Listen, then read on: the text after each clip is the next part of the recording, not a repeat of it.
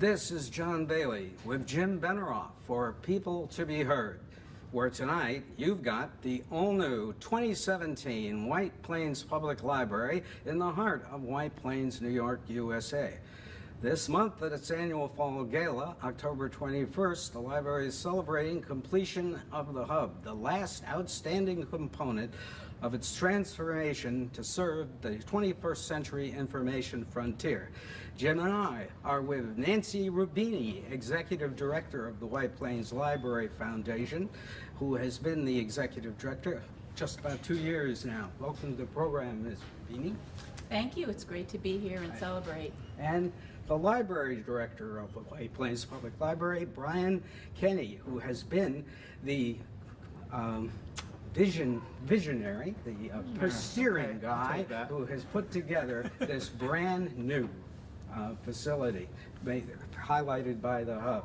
Now, first, Ms. Rubini, the Library Foundation has brought the community to this project the last 14, 15 years. And why? No, 22 years. 22 years, I see. Could you talk a little about that little partnership there?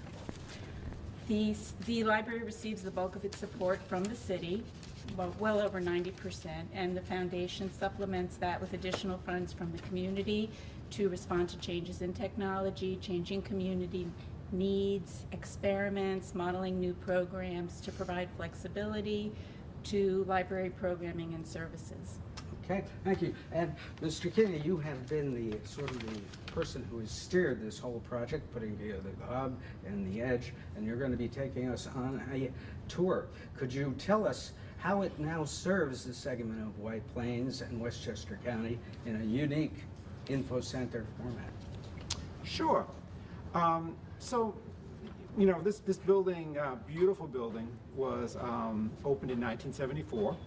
And for the past 14 years, we've been reinventing it for another generation and another age. The first thing we did was the Trove, which was completed 14 years ago, our children's library upstairs.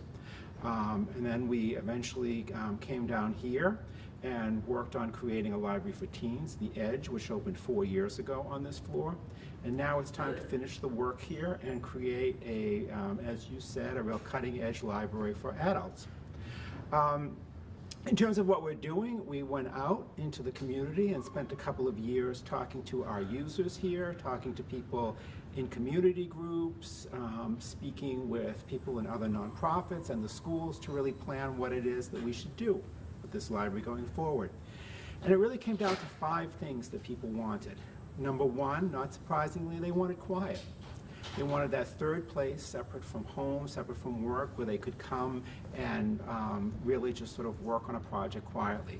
Number two, they wanted comfortable seating. They wanted a destination. They wanted someplace where they could come, curl up with a book or a magazine, and have a really sort of a comfortable environment. Number three, they really wanted to collaborate. The way people are working today is different. The way people are going to school today is different. We oftentimes find ourselves being people's part-time office. A lot of students are going to school online, and they come here and we're their university college. So that's something that people are really looking for, a way to be able to collaborate. The fourth thing they were looking for is community. Maybe it's because we do spend so much of our time online, but people really want a place to come together. They want to have classes together, groups of knitters come together, people come here for hobbies, they come here to learn new things, to prepare them for the workforce, but they're looking to have a community experience in their library. We're not the same thing as a community center, but we're sort of utilizing a lot of the aspect of a community center. And the fifth thing that people want is coffee. Believe it or not, when we went out and spoke with 55 plus, people who used to be called seniors, teens, adults of all ages, people wanted coffee and they wanted food in the library. And we'll be accommodating that by creating a cafe here that is a partnership. And I think that people will really enjoy having another place in downtown White Plains to call home. And right now, Jim, we're going to have Mr. Kenney take us on a tour of the brand new first floor. Hello everyone, I'm Jim Benerofe, and I've been on the Library Foundation since its inception in 1996. And we're standing here with Brian Kenney, the library director, in front of a book display, which is, I guess, titled New and Noteworthy. Right, Jim, I'm glad you enjoy this collection. So this is our new book area. I like to point it out because even though we're taking on a lot of new roles as a library, we're still sort of true to many of our traditional roles, and a love of books and new books, whether it's here in print or also digitally. We have a very strong ebook collection online. It's still very much part of our DNA. It's very much a part of who we are. In creating this area, we stole a little bit from bookstores. I really wanted to highlight our investment in new books. New books are beautiful, they're exciting. Publishers put a lot of effort and energy in creating these beautiful covers that are meant to sort of, capture us as readers. So we committed to having all of our new material face out. So when you walk into the building, what you see is this great collection of books that have all been published in the last 3 or 4 months. That's what I like about it. Yeah. Because I come into the library and browse this section sometimes 2 or 3 times a week to see what's there and what I've seen elsewhere. And I think it's really interesting, and it also gives me a great idea of what people are reading and what they like and what's going on. And what's being published. Yeah. Like a snapshot of that as well. Yeah. So it's this is to me the most wonderful section of the library. Good to hear. Yeah. Now we've moved over into the Learning Commons area of the first floor of the White Plains Library. And Mr. Kenney, you was telling me that a lot of part of this renovation has been the infrastructure. Could you explain that? Yeah, that's true, John. So it's not the sexy part of a renovation, but it's a really important one. And this past winter, we took down the entire ceiling, as well as all of the lighting, and replaced all of the pipes up there, which is something you really want to do when you've got 300,000 volumes sitting underneath a roof. That also gave us the opportunity, of course, to install a new ceiling as well as really improved lighting. In the past it was a little dark in here, but now it's really a perfect environment for somebody to sit and read. Right. And also, Nancy Rubini, this table we're standing behind is the Learning Commons, which is very important to the foundation. And why don't you tell us about the foundation's feelings about this?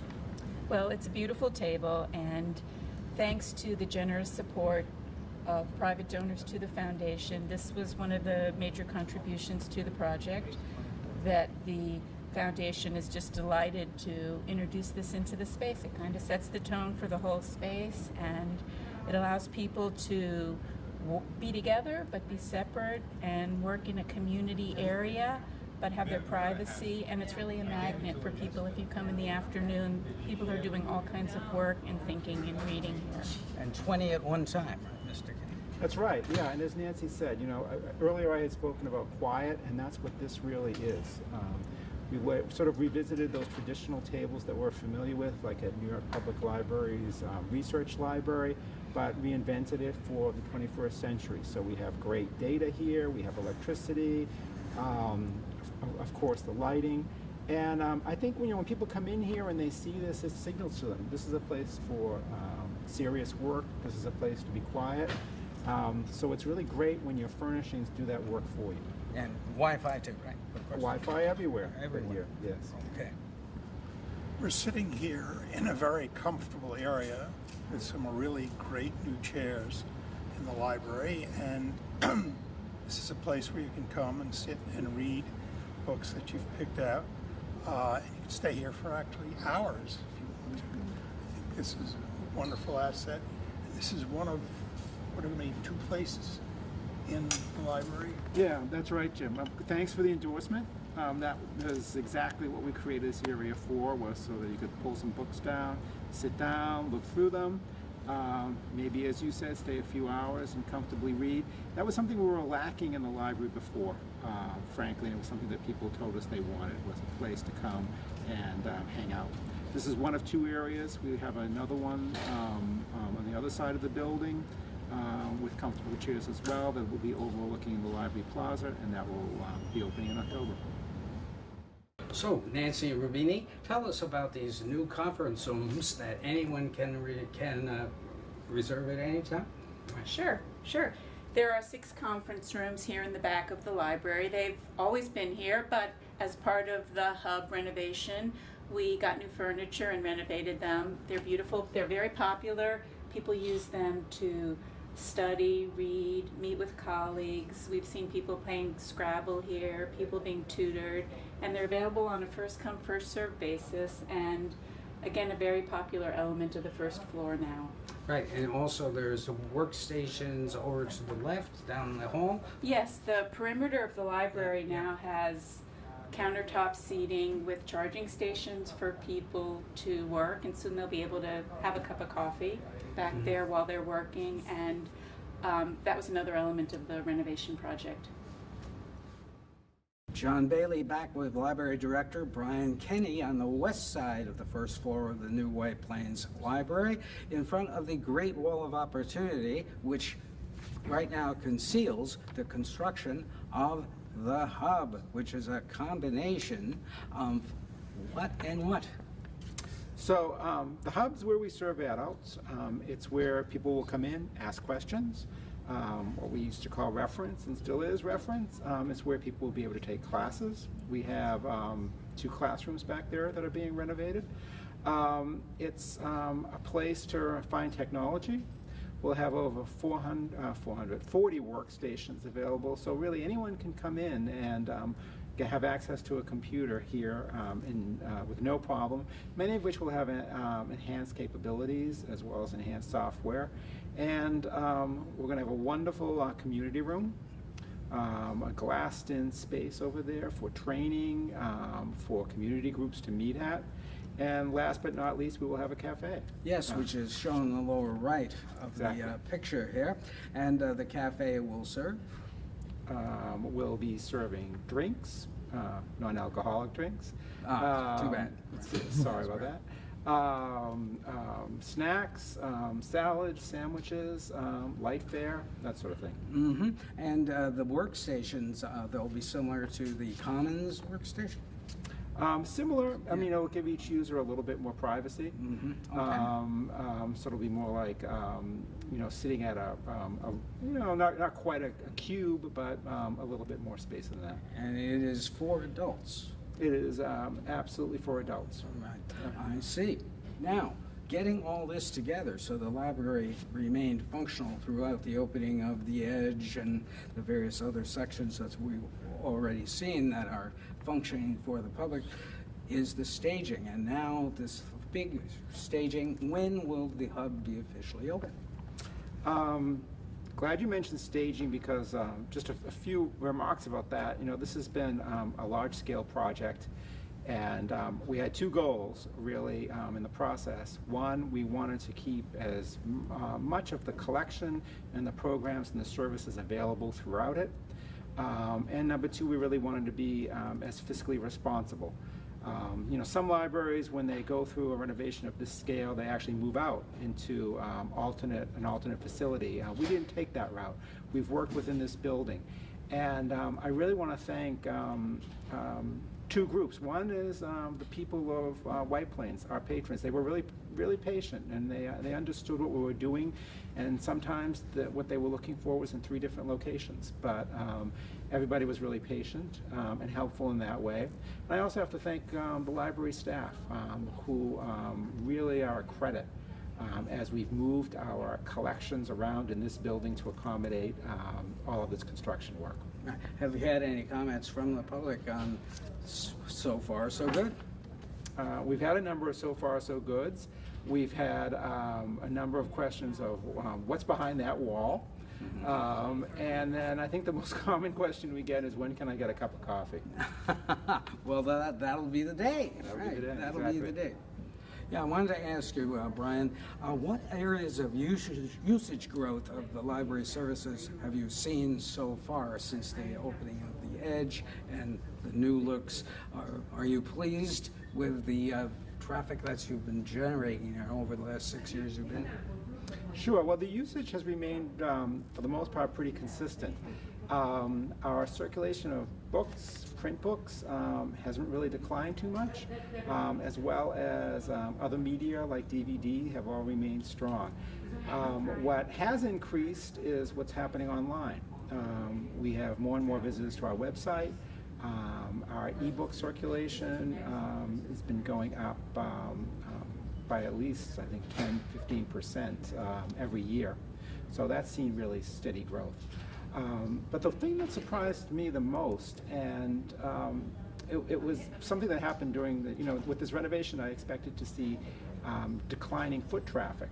And we did have some of that. But this past winter, actually, we exceeded the number of visitors for the last year compared to the last year, which is really kind of fascinating. I mean, I think that in this world where we thought maybe 10 years ago libraries were disappearing, with the advent of Google and being able to do a search on your phone and ebooks, actually it's the reverse that's happening. More and more people are coming to the physical building. What do you attribute that to, if you have a theory? I don't think that print books are going away. And if you spend some time in the Edge, actually, teens far prefer print to digital media. So I think that that's a format that people are still really happy with. And as we talked about earlier, I think that people are looking for that third place in their lives, to come, to work, to meet up with others, and to participate in some sort of a community activity. Okay. Thank you. Thank you. Okay, we're now going to talk about the library's event of the year, the Fall Gala. And Nancy Rubini, who really is basically in charge of putting this all together and coordinating everybody for it, is going to tell us about the gala, how it works, how you can get involved, and how you can come to it. Thanks, Jim. The White Plains Library Foundation is holding its annual gala on October 21st here in the library. It's an opportunity for the community to come and walk through the new space and see the hub before the official opening. And we hope everyone will come and join with the community of people who have supported this incredible project. Donors have contributed from $3 to $1 million to this project from the private community. And the gala is an opportunity to strengthen the foundation and be with your friends and neighbors in the local business community and rediscover or discover the library. What will be the focus of the funds being raised at the gala going forward? How do you see that being used? The galas are annual fundraiser that the foundation does every year, and it allows us to do what we do for the coming year, which is support programs and services in the library. Yes, and you have an amazing number of programs that run every day in the library, from teaching Spanish to various other things. Could you speak about a few of those? Well, I'm glad you brought that up, because if you go to the library's homepage, you'll see a calendar of events for every day, and you'll also see a link to information about the gala if you'd like to buy tickets or become a sponsor and learn more about what's going to be happening that evening. I'd just like to add that we're going to be honoring a young woman, Sloan Crosley. She's a graduate of White Plains High School, journalist, author, publicist in her prior career, who grew up here and has wonderful and charming insights about White Plains and the world in general. She's hilarious. Her books will make you laugh out loud, and we're so excited that she's going to be coming home to White Plains and talking with us about how libraries have shaped her life. And if nothing else, I guarantee she'll make you laugh. Mm-hmm. And you will also be able to see the hub unveiled. That's what's behind that wall. Right. Right. And I don't know, will the cafe be serving? Probably not. But The cafe will officially open Yeah. shortly after the gala, Right. but we'll be able to see the space, and it'll be exciting to see what it's going to look like by then. Right. Jim, any other question about the gala? No, just come to the gala. Right, exactly. Buy your tickets. Is there a deadline for tickets? October 10th. It is, okay. And then the tickets are? This is Tickets for- start at $150 for individual tickets. We also offer sponsorship opportunities for companies and businesses that might want to make an investment in White Plains, and we will guarantee them fantastic visibility. We have, nearly 600,000 visits a year to the library, and there are opportunities for companies to have their brand in front of these people through our newsletter, through our website, and through branding in the library. And the gala is a great opportunity and a terrific marketing investments to get that much visibility in front of people from throughout Westchester County. So there's information on the website with my phone number, and I'd really love to talk with businesses who might want to reinvest in this library. Okay. Apropos to what you've just been talking about, to what do you attribute the Library Foundation's amazing ability to mobilize so many White Plains citizens and corporations to care about the library, to commit for so many years? Let's see, how many years now is the foundation going? The foundation, this gala will be celebrating our 22nd anniversary. Well, basically, the library is a really important part of people's life cycle. A lot of things happen to people that they experience through different times in their life at the library. It's available to everyone. It's a place to learn things and feel connected. I think, as Brian mentioned, a lot of people feel a little disconnected because of media, and it's a place to come together and reconnect with the sense of community that we have here in White Plains. And it's free, and it's available to everybody, every day. Then this is perhaps the last thing that is free in the free world, is the White Plains Public Library. So once again, we want to remind you about the particulars on the all-important gala, which is so much important part of the library's continuing growth and future. It is on Saturday, October the 21st, 7 to 10 p.m. at the Hub at the White Plains Library.